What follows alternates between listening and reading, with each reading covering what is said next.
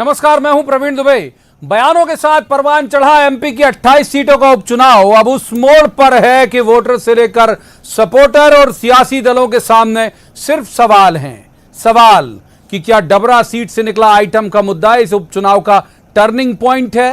सवाल कि इमरती देवी के बहाने क्या यह बीजेपी का दलित वोट बैंक को साधने का दांव है। सवाल यह कि ग्वालियर चंबल की 16 सीटों पर बिकाऊ टिकाऊ के नारे के साथ मजबूती से खेल रही कांग्रेस के इस कैंपेन पर यह मुद्दा कोई असर दिखाएगा क्या। सवाल कांग्रेस के उस आत्मविश्वास पर भी जिसमें जीतू पटवारी से लेकर कमलनाथ तक सभाओं में आ रही भीड़ को जीत बता रहे हैं और बदलती हवाओं में भी इस भरोसे डटे हैं कि इन उपचुनाव में सिर्फ गद्दार का मुद्दा ही सुना जाएगा। सवाल यह भी है कि सितारा हैसियत वाले नेताओं की कतार दमदार मुद्दे और सत्ता में बने रहने जरूरी सीटों तक बीजेपी जब हर मामले में कंफर्टेबल पोजीशन में होने का दावा करती है तो फिर निर्दलीय विधायकों की सीट पर रुमाल रखने की नौबत अभी से क्यों आ रही। सीट पर रुमाल, जो लोग स्टेट ट्रांसपोर्ट की बसों में सफर करते रहे उन्हें याद होगा कि पहले टिकट में नंबर नहीं होते थे, सीट पर रुमाल बिछा दिया जाता था और उस सीट पर दावा हो जाता था। खैर, अभी तो नतीजे भी नहीं आए।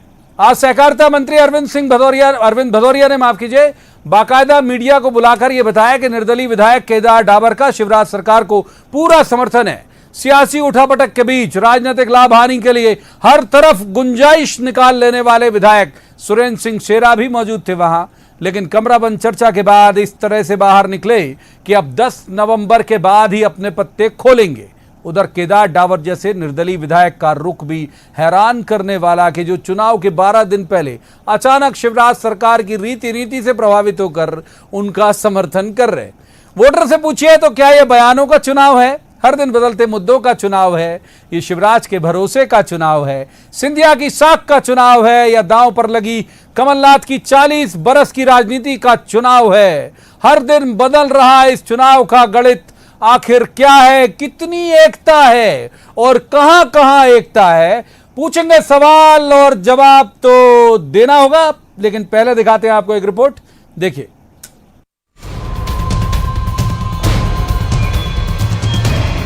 इमरती देवी पर की गई टिप्पणी पर कांग्रेस के पूर्व अध्यक्ष राहुल गांधी के बयान का मजबूत जोड़ लिए 28 सीटों पर पहुंच रही बीजेपी ने इसे दलित वोट बैंक में सेंध का हथियार बना लिया है क्या।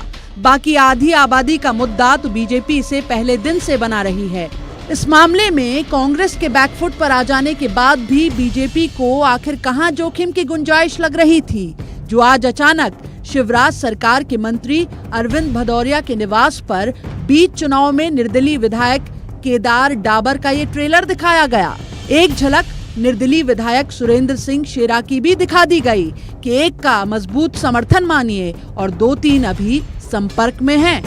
मेरे क्षेत्र के विकास के लिए और जनता की समस्याओं के समाधान के लिए मैं वर्तमान सरकार को अपना समर्थन दे रहा हूं। विकास गरीब हितैषी नीतियों के कारण भारतीय जनता पार्टी को या मुख्यमंत्री शिवराज सिंह चौहान के साथ खड़े हैं।